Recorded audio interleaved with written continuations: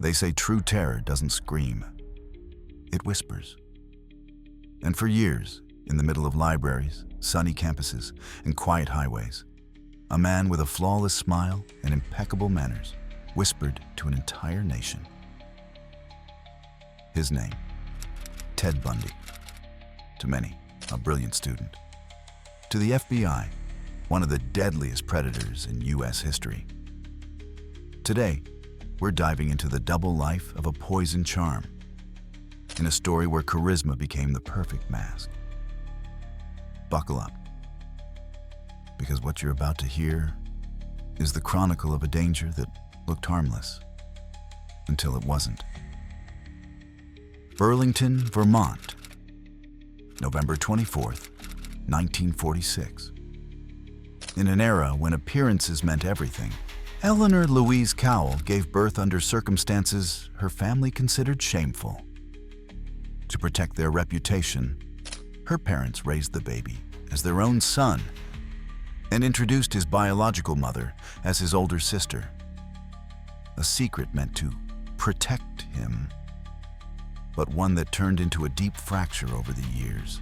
As a child, young Theodore Robert Cowell, not yet Ted Bundy, grew up in a home full of shadows. Stories of a strict grandfather, harsh tempers, uncomfortable silences. In 1950, Louise broke away from that tense environment and moved with her son to Tacoma, Washington. There she met Johnny Bundy, who adopted the boy and gave him the last name the world would remember. But the new family wasn't enough to fill the void. Ted never truly accepted his stepfather, looking down on him for his social status. The seed of resentment had already been planted. Teenage Ted showed another side. Shy, awkward, sometimes stuttering, prone to small acts that never reached the police. Petty thefts, small lies, a sense of impunity that grew with him. And then, a key moment, discovering his true origins. Accounts differ. Some say it was an empty space on his birth certificate, others that a cousin bluntly told him the truth. But the effect was the same. The devastating certainty of betrayal. That revelation seemed to rearrange his internal compass. In college, Ted learned to wear a new mask. He studied psychology at the University of Washington and, little by little, became sociable, witty, and confident. He met Stephanie, we'll call her that to protect her privacy, a young woman from a well-off family whom he became obsessed with. When she left him for being immature and directionless, the rejection haunted him like a long shadow, one he would revisit in twisted ways years later. Meanwhile, Ted built respectable credentials, working on political campaigns, volunteering at a crisis hotline, and recommitting to his studies. He met Elizabeth, a single mother, with whom he began a steady relationship. Without realizing it, she would later provide an intimate window into Bundy's mind, as her testimony revealed crucial details of their life together. But behind the diligent student, the attentive boyfriend, the model volunteer, something was brewing. A double life that would soon shift from whispers to public horror. 1973 to 1974. A trip to San Francisco reunited him with Stephanie. This time, Ted unleashed all his charm, reignited their relationship, and once she gave him what he wanted, attention, commitment, even a yes to a proposal, he humiliated her by abruptly cutting things off. A cruel act of revenge, a narcissistic declaration. Now I'm in control. From there, the escalation began. On 1974, disappearances started multiplying across the Northwest. Universities, libraries, parking lots. Witnesses recalled a polite man, sometimes with his arm in a sling or on crutches, asking for help carrying books or loading something into a Volkswagen. The trick was simple and sinister. build trust, ask for a favor, then strike. Some victims were approached in broad daylight, others in the stillness of night. In January, a University of Washington student was attacked in her own room. She survived, but with lasting injuries. Soon after, another young woman from the same campus vanished and never came home. From February to June 1974, 6 more women disappeared. The common traits: long hair parted down the middle, a resemblance to that first idealized girlfriend who had left him. A pattern investigators began to see: choices that were anything but random.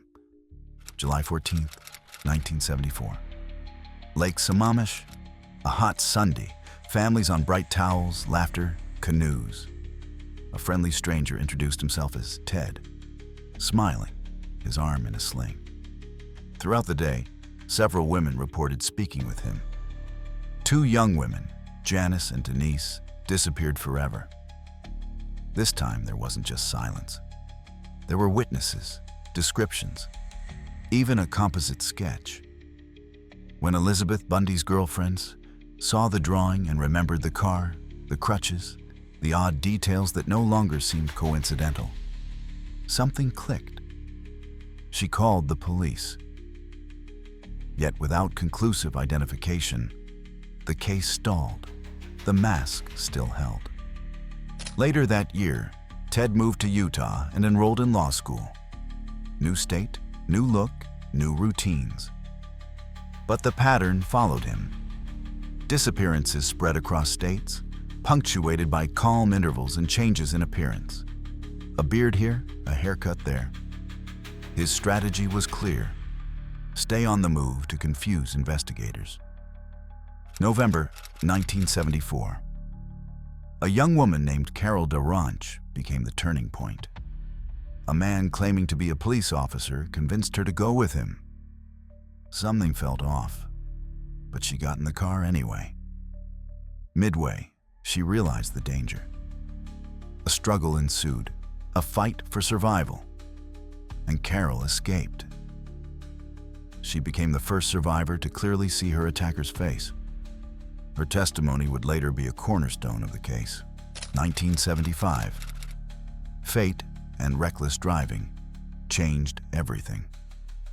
On August 15th, an officer stopped Ted's Volkswagen in Utah. Inside were objects whose combination raised red flags, enough to arrest him and open a box of connections, toll receipts, maps, fibers, clues that began linking him to disappearances across states. 1976. The first trial began for the attempted kidnapping of Carol DaRonch. Bundy trusted his gift of speech, but Carol's calm, precise testimony was undeniable. The jury found him guilty. Sentence: 15 years. While he served time, investigations linked him to more cases across Colorado and beyond. 1977. Another trial awaited him in Colorado. Arrogantly, Bundy chose to represent himself, which gave him access to the courthouse library. During a lapse in security, he jumped from a window. He injured his ankle, was free for a week, and then caught again. But he wasn't done. New Year's Eve, 1977. A gap in the ceiling of his cell, and Bundy escaped once more. This time, for longer. He vanished into the night, traveling across states under new names and new disguises, but with the same demons. Tallahassee, Florida. January 1978. 2 weeks after his escape, Bundy struck again. He broke into the Chi Omega sorority house at Florida State University. In minutes, multiple young women were attacked. 2 lost their lives. Others survived with injuries. A neighbor saw a man fleeing in a blue cap, a small but critical detail. That same night, not far away, another young woman was assaulted in her apartment and lived to tell her story. Florida had just become the stage for the final act. February 1978. On February 9th, 12-year-old Kimberly was abducted in Lake City. The entire state was shaken. 6 days later, on February 15th, police spotted a stolen car. A chase followed, then an arrest. At last, the cameras had a name: Ted Bundy. The Florida trial was a turning point. The prosecution had not only eyewitness testimony, but also forensic evidence. A bite mark comparison linking Bundy to one of the victims. In 1979, that hit the jury like a stamp. Years later, experts would question the reliability of such evidence, but at the time, it was devastating. Another surreal element. Young women flocked to the courtroom, sending Bundy letters, fascinated by his image, a phenomenon psychologists call hybristophilia. In the middle of it all, Bundy tried one last act of control, representing himself, cross-examining witnesses, performing theatrics, even proposing marriage to his then partner in open court, exploiting an old legal loophole. A theatrical gesture more about showmanship than defense. But the jury wasn't there to applaud. July 31st, 1979. After more than 6 hours of deliberation, the verdict fell. Guilty of the murders of Lisa Levy and Margaret Bowman, and the attacks on their sorority sisters. Sentence: death, twice over. Months later, in January 1980, another jury found him guilty of Kimberly's abduction and murder. A third death sentence. The country watched a legal and media spectacle like never before. The image of the friendly neighbor shattered.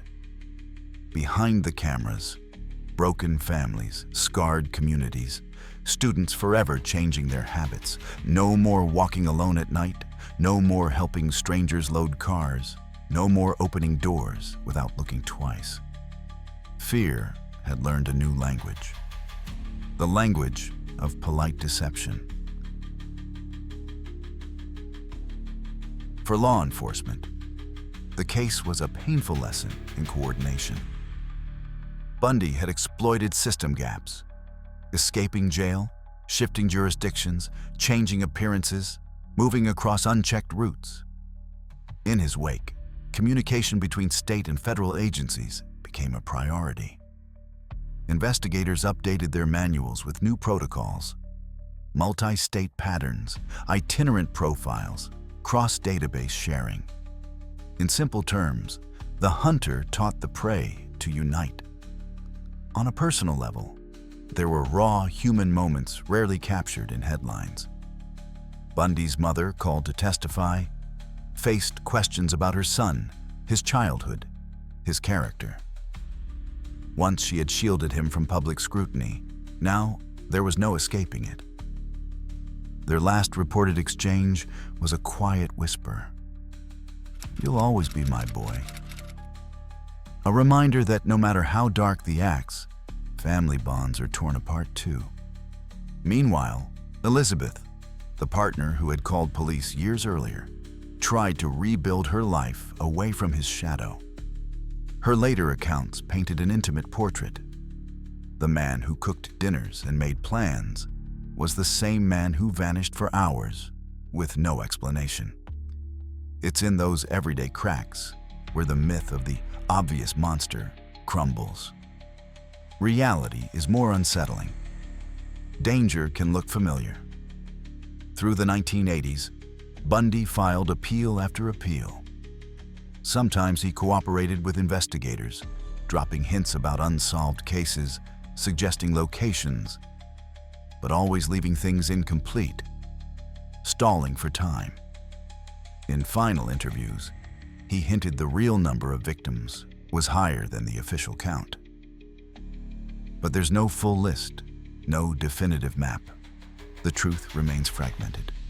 January 24th, 1989. At 7:16 a.m., Florida carried out the sentence. Outside, some cheered, others stood in silence. For some, justice. For others, closure that would never truly come. because beyond the timeline, Bundy leaves a haunting legacy, a reminder that evil, when disguised, doesn't announce itself loudly. It whispers, and that whisper can echo in everyday places. A parking lot, a bright hallway, a flawless smile. The questions return like tides. Were there signs people ignored? How many lives could have been saved with faster coordination? How much of this comes from one man's personal history, and how much from his conscious choice to cause harm? There are no easy answers. The only clear truth is that the mask worked because it fit what we wanted to believe. That friendly people are safe. This story forces us to sharpen our instincts. Good manners prove nothing, actions do. Bundy didn't intimidate, he charmed. He staged his act carefully. A sling to lower suspicion, the right words to start a conversation, an ordinary car to seem harmless.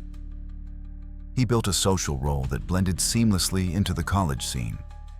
Libraries, coffee shops, community centers. A clean backdrop for his mask to shine. His background in psychology, and later law school, gave him the language to handle both courtrooms and conversations. He knew what to say, when to stay quiet, how to present himself. When he defended himself in court, it wasn't just about legal control. It was about a performance. The courtroom became his stage, and he, an actor breaking the fourth wall before a nation glued to its TV screens. But that spotlight also had another audience, himself. Proposing marriage during trial wasn't just provocation. It was a megalomaniac move, a way to say, I'm still in charge of the narrative. The gesture didn't change the verdict, but it explains the character. Obsessed with control, nostalgic for a version of himself that no longer existed. The Bundy case remains in textbooks for two main reasons. First, because it highlighted the need for integrated systems.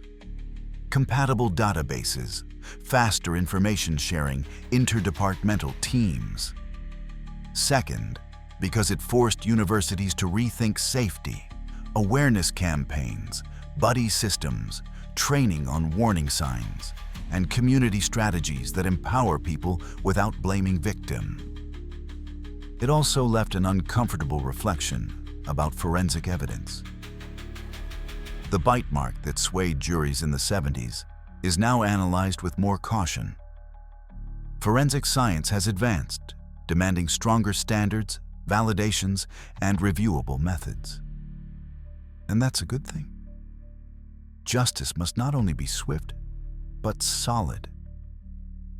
Think of Elizabeth, turning on the kitchen light at midnight, wondering what time Ted would come home. Think of the friends who said, from a distance, he's charming, such a good talker. Think of the mothers sitting on a wooden bench in court, listening to strangers recount her son's life. Behind the name, countless lives cracked open. It's no surprise those who lived with him didn't see it coming. That's the core of the case. His success lay in the believability of his mask. Evil isn't always a roar. Sometimes it's a polite compliment, a borrowed coat, a smile. That's why this story unsettles us. Because any one of us might have trusted the right smile in the wrong place. When the media echo fades, what remains are archives, books, documentaries, interviews. What remains is the challenge of telling a case like this without turning it into spectacle. What remains is a responsibility to center the memory on the victims and the lessons learned, not fascination with the perpetrator. That's why in revisiting this case, we choose a sober voice over morbid curiosity, analysis over sensationalism. If the Bundy case left any legacy, it's practical. Never underestimate the importance of cross-checking information, listening to survivors, connecting clues across states, and building strong community networks that raise alarms early. And an intimate reminder: trust your instincts. If something feels wrong, walk away and ask for help. Ted Bundy was sentenced to death for crimes committed in Florida, with key verdicts in 1979 and 1980. After multiple appeals and delays, the sentence was carried out on January 24, 1989. The official number of victims he confessed to before his death was lower than what authorities suspect. The exact figure remains uncertain. What is undeniable is the profound impact his case had on American culture, safety, and criminal investigation. Now it's up to you. Do you think justice was truly served in this case? Or can no sentence ever balance the harm done? And more importantly, what lessons do you think we still haven't learned to make sure no one's charisma ever hides a night that long again? Your opinion matters. Leave it in the comments. Sometimes the audience writes the best part of the story.